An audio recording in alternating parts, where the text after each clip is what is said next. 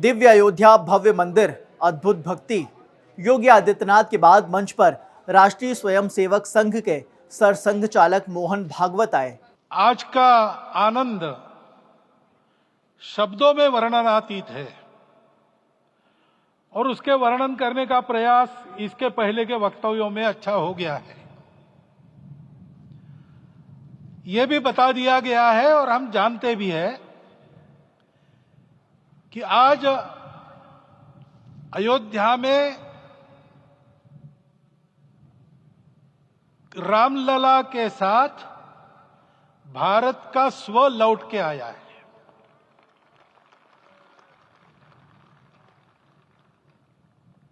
और संपूर्ण विश्व को त्रासदी से राहत देने वाला एक नया भारत खड़ा होके रहेगा, इसका प्रतीक आज का कार्यक्रम बन गया है।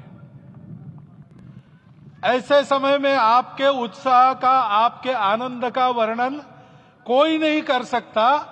हम यहां पर अनुभव कर रहे, पूर्ण देश में यही वातावरण है।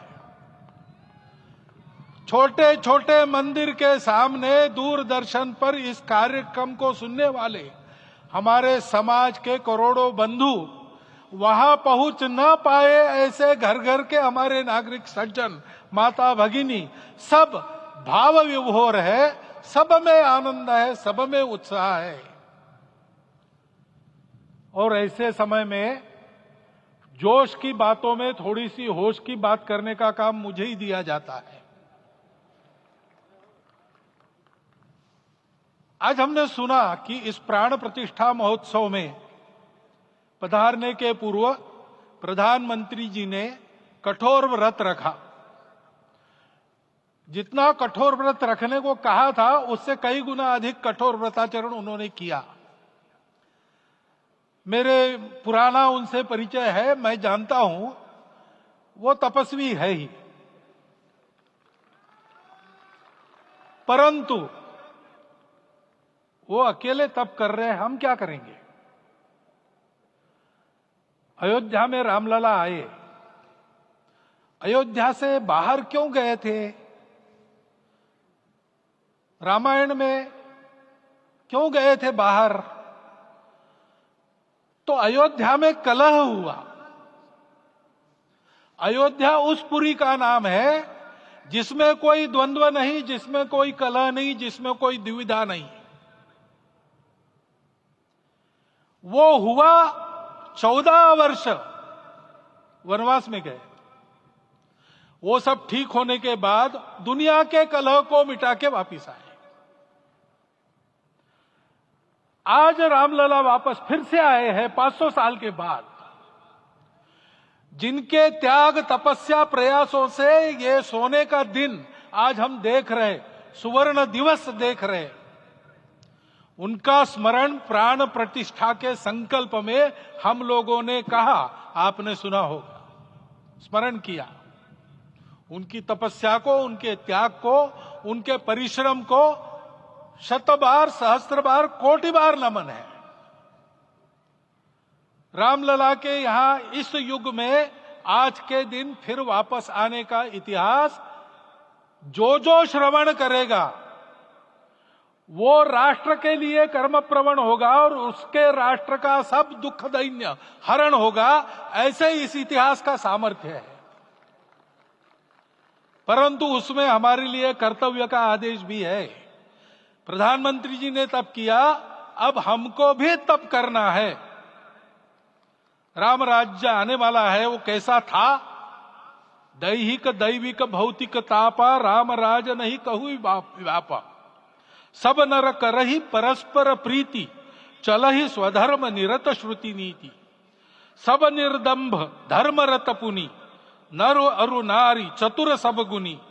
सब गुणज्ञ पंडित सब ज्ञानी, सब कृतज्ञ नहीं कपट सयानी। राम राज्य के सामान्य नागरिकों का जो वर्णन है, हम भी इस गौरवमय भारतवर्ष की संतानें हैं।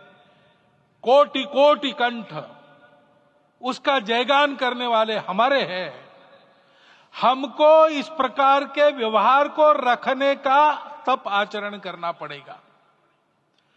हमको भी सारे कलह को विदाई देनी पड़ेगी।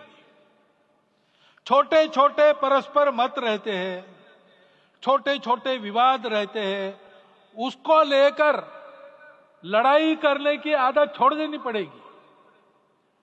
आखिर है क्या?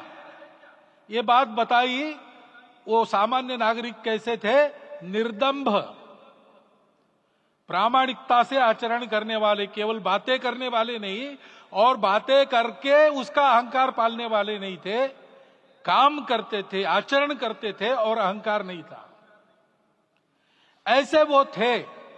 और धर्मरत थे, यानी क्या थे? इस पर कठिन भाषा में प्रवचन बहुत लंबा हो सकता है, लेकिन थोड़े में धर्म के जो 4 मूल्य जिनकी चौखट पर धर्म है, ऐसा श्रीमद् भागवत में बताया है, सत्य, करुणा, शुचिता, तपस, उसका आज हमारे लिए युगानुकूल आचरण क्या है? तो सत्य कहता है कि सब घटों में राम है, ब्रह्म सत्य है, वही सर्वत्र है। तो हमको ये जानकर आपस में समन्वय से चलना होगा, क्योंकि हम चलते हैं, सबके लिए चलते हैं, सब हमारे हैं, इसलिए हम चल पाते हैं। और इसलिए आपस में समन्वय रखकर व्यवहार करना, यह धर्म का पहला जो पैर है, सत्य, उसका आचरण है। करुणा दूसरा कदम है, उसका आचरण है सेवा और परोपकार। सरकार की कई योजनाएं गरीबों को राहत दे रही, सब हो रहा है, लेकिन हमारा भी कर्तव्य है, ये सब समाज बांधव हमारे अपने बंधु है। तो जहां हमको दुख दिखता है, पीड़ा दिखती है, वहां हम दौड़ जाए, सेवा करें, दोनों हाथों से कमाएं, अपने लिए न्यूनतम आवश्यक रखकर बाकी सारा वापस दे, सेवा और परोपकार के माध्यम से। यह करुणा का अर्थ आज है। शुचिता पर चलना है, यानी पवित्रता होनी चाहिए। पवित्रता के लिए संयम चाहिए, अपने को रोकना है। सब अपनी इच्छाएं, सब अपने मत, सब अपनी बातें ठीक होंगी ही ऐसा नहीं, और होगी तो भी अन्यों के भी मत है, अन्यों की भी इच्छाएं हैं। और इसलिए अपने आप को संयम में रखते हैं तो सारी पृथ्वी सब मानवों को जीवित रखेगी। गांधी जी कहते थे, earth has enough for everyone's need, but it cannot satisfy everyone's greed. तो लोभ नहीं करना, संयम में रहना और अनुशासन का पालन करना, अपने जीवन में अनुशासित रहना, अपने कुटुंब में अनुशासन रहना, अपने समाज में अनुशासन रहना। सामाजिक जीवन में नागरिक अनुशासन का पालन करना। भगिनी निवेदिता कहती थी कि स्वतंत्र देश में नागरिक संवेदना रखना और नागरिक अनुशासन का पालन करना, यही देशभक्ति का रूप है।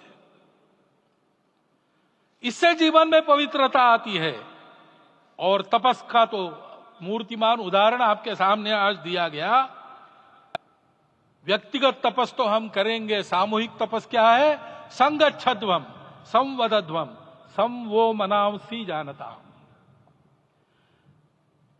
हम साथ चलेंगे, बोलेंगे आपस में, उसमें से एक सहमति का संवाद निकालेंगे, एक ही भाषा बोलेंगे, वो वाणी मन वचन कर्म समन्वित होगा और मिलके चलेंगे, अपने देश को विश्वगुरु बनाएंगे। ये तपस हम सबको करना है। 500 वर्षों तक अनेक पीढ़ियों ने लगकर परिश्रम करके, प्राणों का बलिदान देके, खून पसीना बहाकर आज ये आनंद का दिन सारे राष्ट्र को उपलब्ध करा दिया। उन सबके प्रति हमारे मन में कृतज्ञता है। मैं यहां बैठता हूं तो मेरे मन में विचार आता है कि मुझे बिठाया, मैंने क्या किया? वो तो जो उन्होंने किया उसका प्रतिनिधि भी मुझे बनाया गया है। उस प्रतिनिधि के नाते मैं ये अवदान स्वीकार करता हूं और उन्हीं को अर्पण करता हूं। परंतु उनका ये व्रत हमको आगे लेके जाना है। जिस धर्म स्थापना विश्व में करने के लिए राम का अवतार हुआ था, उस धर्म स्थापना को अनुकूल स्थिति अपने आचरण में अपने देश में उत्पन्न करना, यह अपना कर्तव्य बनता है। रामलला आए हैं हमारे मन को आह्लादित करने के लिए, उत्साही करने के लिए, प्रेरणा देने के लिए, साथ साथ इस कर्तव्य की याद दिलाकर उसमें कृति प्रवण करने के लिए आए हैं। उनका आदेश सर पे लेके हम यहां से जाए। सब लोग तो यहां आ नहीं सके, लेकिन वो सुन रहे, देख रहे। अभी इसी क्षण से इस व्रत का पालन हम करेंगे तो मंदिर निर्माण पूरे होते होते विश्व गुरु भारत का निर्माण भी पूरा हो जाएगा। इतनी क्षमता हम सबकी है। इसका मैं एक बार स्मरण देता हूं, आप सबको धन्यवाद देता हूं।